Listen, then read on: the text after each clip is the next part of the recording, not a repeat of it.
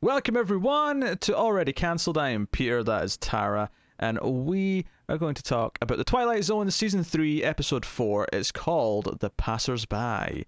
So full spoilers for the episode as always. The premise of this one is that a bunch of wounded soldiers after the Civil War are all walking down a road, seemingly home. I'm around spoilers, so I can imply that it's not what they're doing. I said spoilers first. Let it be known. But one Confederate soldier stops by and asks, because they're going past the house, and he stops and says, may I have some of the water that you've got out here in a little, canteen thing? And she's like, yes, of course. And they get to talking, and this is the wife of a Confederate soldier who died, and they, get to reminiscing and talking about how they feel about the death of her husband, about him, the death of comrades and the post-war and their general feeling of the situation. But of course, it goes somewhere. There's more to it than that. There's a supernatural kind of element, if you will, about where they're actually walking to and what's going on. And honestly, I think it's relatively early. I think most people will guess what this actually is. Mm-hmm. So how did you feel about The Passersby? I really like this one a lot, and it's predictable where it's going to go, but I like the overall themes of everything, and for some reason, when Lincoln shows up, it's not cheesy. It's kind of nice. It's kind of tragic, and I don't know. I really like this one. Don't mistake me saying that it was fairly easy to predict as a complaint per se, because that's not always the case. Because I think this one especially, it's a sort of a slow realization, and once you start to kind of get it, and you sort of see how they're reacting to other people they're seeing and other stuff like that. I think it's kind of meant to be like a slow build of like knowing what's going on. Because even the way it's addressed towards the end of the episode, where when the dead husband shows up, right, which will make sense in a minute when we talk about everything else, and he says to our main soldier, he says, "Do you know?" And he's like, "Yeah, I think I do." Like I think by that point, like if you haven't got it, I think that's the moment you're supposed to really kind of like get it. Like he's come to terms with the fact that he's dead, and that they're walking up the road to the afterlife. But of course, this woman is like stuck at the house. She's refusing to move, and she's the one who's more obsessed with the past. She's the one who's talking about revenge and hating the Union and things like that for killing her husband. She's obsessed with the idea of vengeance, and that's ultimately what the episode's about: is the idea of letting go and kind of like, well, not bygones be bygones, but kind of getting over the cycle of hatred and of conflict and moving on. Yeah. And maybe not being tied to this one conflict that some people are today still refusing to let go on the losing side. I think that's what this is also. It's a little bit of the death of that part of America, and it's time to move on. Like your time is over. Were you a little bit worried early on that when they started talking about like the glory days and how this part of the country is now gone, and this is like because it was written by Rod Serling. Sure, but I was a little worried that I was going to feel conflicted by the end, because I'm like, okay, our two main characters are Confederates, so either there's going to be kind of a positive message, which there was ultimately. It's kind of about like moving on, especially once they actually introduced the idea that there was a Union soldier that actually tried to save the main character when he was alive and died in the process. And that's the other thing, is the main soldier, he seems a lot more kind of like, oh, this war had so much bloodshed, and he even mentions Lincoln, like he's sick of all this blood and death, and he includes the others in that. So that's the point where I start to go, okay, right, I can see this is not going to have a weird thing that I'm going to be like, oh, this is aged weird and I don't kind of like this messaging, this is odd. It was fine because ultimately, the story was about letting it go. It's like, no, this is done and we have to move on. I thought it was actually kind of a like beautiful episode, if I can say that. Just with its messaging and its themes and the way it was written. I think this is a really good one. And once again, go ahead. Shockingly still relevant, is all I was going to say. Yeah. Yeah, it's true. Somehow. But it's about, people who nobody wins in war. But I think there's a lot of different layers in this. It's I don't know, I think it's a really tragic and really well written episode. Just like a headbutt, no one wins in a headbutt, to quote the legend that is Paul Blart. I I don't know why you've seen that film. I don't know either. I think that's like one of the last things I ever saw like on cable, like when I still watched like movie channels. And Yeah. I was like, well, I just left it on and that movie played, and that's the only thing I remember of that movie is that he's got a Segway that he rides about everywhere, and two, at one point he headbutts someone and then just says, "Ouch! No one wants a headbutt." It's really true.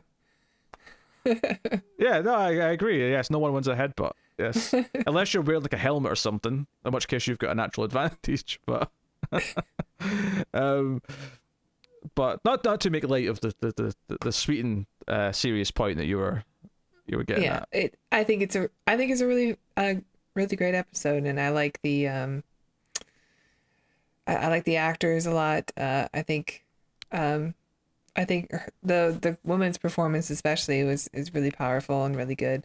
What's her name? Joanne Linville. Yes, and what else was she in?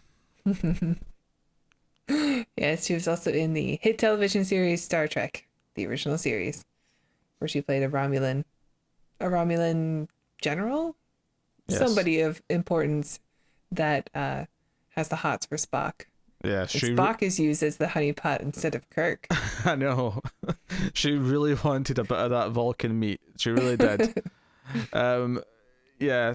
No, if I have honestly any complaint, and again it kind of ties back into maybe like the opening 5 minutes or so, is that I did feel like some of the old timey dialogue, because we're trying to make it like sort of authentic, and they were kind of mumbling a little bit as they were just kind of saying like things. I was like, oh, I don't know if I'm getting clear dialogue out of this, but as it evolved, that sort of stopped being a factor and it stopped mattering. Yeah. But there was definitely some stuff early on where we were just kind of muttering quick phrases at each other. I'm like, okay, these aren't commonly used phrases now. I'm not quite catching what they're saying to each other here.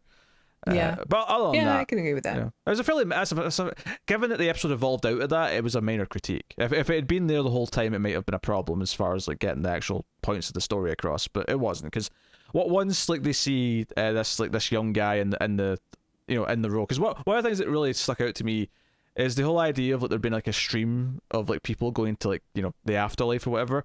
This road, it felt like a constant stream. It felt like there was just constantly people, like at least until the last chunk of the episode, there was just people constantly walking down this road. Well, in the beginning though, like it's not really something you think too much about, because you always watch like Civil War films where they show this. They just show people marching through streets, like trying to get to their next place. Yeah, which on that point, because we're sort of in the other part of the episode, Rod Serling's intro here is maybe the shortest one he's ever done. Yeah, you're right. It's like 6 minutes into the episode too. It's kind of late. Not even just that, the ad break is like maybe the latest it's ever been. It was almost the 18-minute mark out of a 25-minute episode is when the ad break. Because again, it's that sort of thing where I know, because every so often I'll feel it be kind of early or late, and I'll just out of curiosity I'll check what time it's at when the logo comes up, and I'm like, oh shit, it's 18 minutes pretty much. I was like, damn, there's almost none of it left. What are we even coming back for? It's almost done. He's got to tell you what's coming up next time. Yeah, pretty much. But like when this young guy walks past and the wife recognizes him, and she's like, oh hey, it's that constable, what was it, Charlie Constable. It's like, hey, your wife, we thought you died in one of the battles, your wife's going to be so happy. And he just kind of ignores her, and then she notices that his helmet's got blood on it. And I think that's the moment where I'm like, okay, I know exactly what this is. I know exactly what this episode's doing at that point. Yeah, that was the key right there. Yeah. Plus, they all kind of start walking, and you notice they're very, not ghost-like, but like nobody's talking to each other at all. So, which I think they do just kind of resemble just mindless spirits wandering. It does play a little bit early on quite well, though, that they're just kind of all just distraught, especially when at first it feels like it's mostly Confederates, so they're maybe just all sad that they lost, potentially. My favourite scene of the episode, though, is by far when the Union soldier on the horse, the one that we find out saved, or tried to save our main character, where he's in silhouette. It's visually, it's the most beautiful scene of the episode, I think, for sure. Oh, definitely. Because he's in silhouette, and he's like speaking very ominously, and he doesn't act like he recognizes the main guy, because he's just kind of asking for water, just like he was. And the main character's kind of like, oh, I remember you. Like, you tried to help me when my leg was injured. You tried to help and, like, patch me up. But then you died. And then he holds up the lantern, and you see his face is all, scarred. Yeah, he's gone blind. Wounded, yeah, on one side. And it was like a little horror movie moment. I actually thought it was really effective, and Yeah, definitely. it was like an atmosphere that maybe the episode up until that point was maybe. I got what it was doing, and I was okay. This is kind of a neat idea. Like they're not realized they're dead yet, and they're kind of like going through the motions. But this gave it like an atmosphere that I was like, okay, you know what? That was eerie. It was cool. It gave me like a nice like.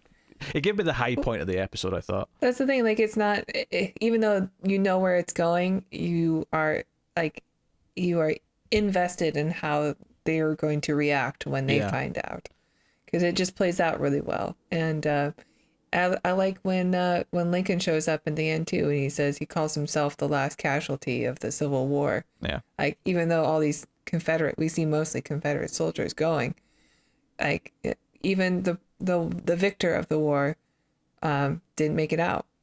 Yeah. Explain the context. When did he show up? He shows up after, I guess, when the stream of people stop wandering, and her husband shows up, right? Well, what I was trying. This is why you do this part. Okay, what I was trying to get, as you mentioned it, so I was just trying to give the context. So what I was trying to get you to say is that she's refusing to go. She's refusing, and her husband says, "Look, I'll wait for you at the end of the road whenever you're ready." And she's still refusing to go, and it's Lincoln, walking up as the last person from the war, who's, as you said, he calls himself the last casualty of the Civil War. He says, "Oh, it's time to go," essentially, and it's like seeing him that convinces her that she should run off and go with her husband into the light beyond, wherever it may be. The one who started the Civil War. And kind of ended it. Yeah. Victoriously. Victoriously, yes. Well, until, the casualty part.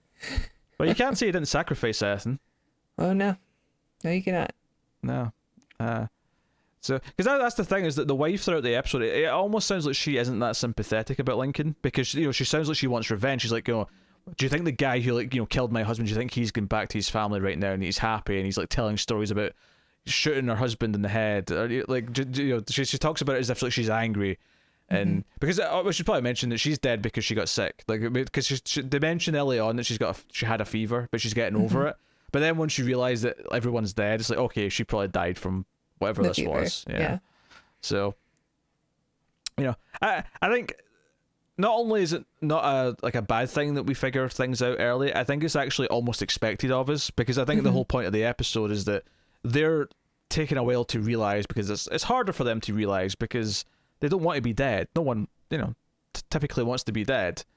So that's the idea. Right, especially after like sacrificing yourself for a cause that, failed. Yeah, so it wraps up with her going to meet her husband. And I think the beauty of the episode is that it's about moving on, but I think it's more about moving on from this particular conflict and the idea of fighting in general, even though the episode gives us a literal idea of her moving on with, the afterlife. Like, so normally you would have the ghostly moving ons be kind of the thing that you're hinting at with the metaphor, but instead this is the literal thing, is her moving on, and the metaphor is more about the actual real world of moving on from the conflict. So it's kind of neat in how it twists that around.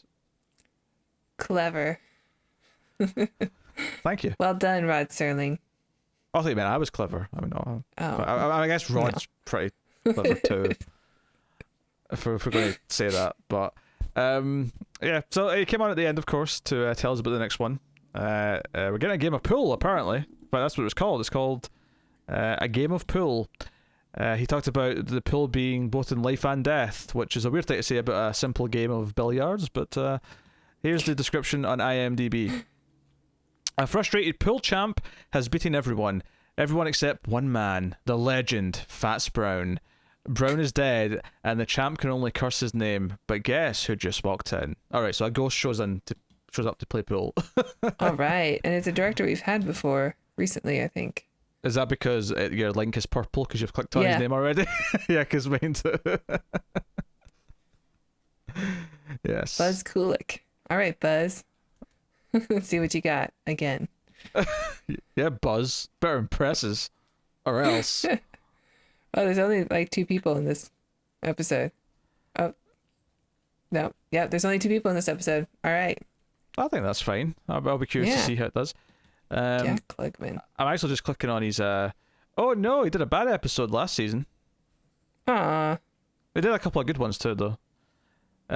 He did Kind Name Will Not Return. He did The Trouble with Templeton.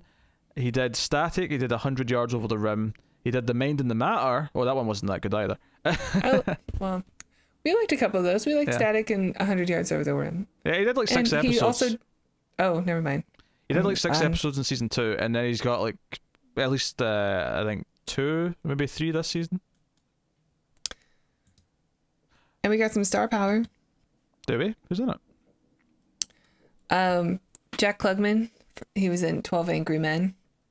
Ah. And Jonathan Winters is a name I know. Let me do a scan. Man World. That's a good movie. I think I know him from something else, though. I just don't see it. I'm not going to lie, the photo for Jack Klugman on IMDb as an old man looks very Dustin Hoffman-esque to my eyes, but you A know. little bit. Hey, he made it to 90. That's a good run. Well done, Jack Klugman. So there you go. So that's what's coming next time on The Twilight Zone.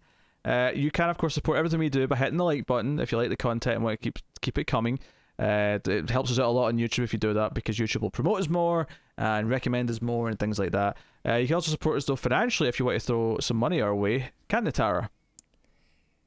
That's right. If you enjoy us and enjoy the show, please check out our Patreon page. It's patreon.com/mouthlesstv. And if you donate as low as $1 per month, you'll get access to bonus episodes for other shows we do, including the ACE, the Atomic Cinema Experiment, which is our science fiction movie review show. And if you donate $5 per month, you will get access to the Twilight Zone reviews 1 week early. So check that out. Thank you. You can also catch us on Twitter at mild_fuzz. And that's pretty much it. Thank you once again for watching or listening. We always appreciate it. Keep watching TV, guys, in the Twilight Zone.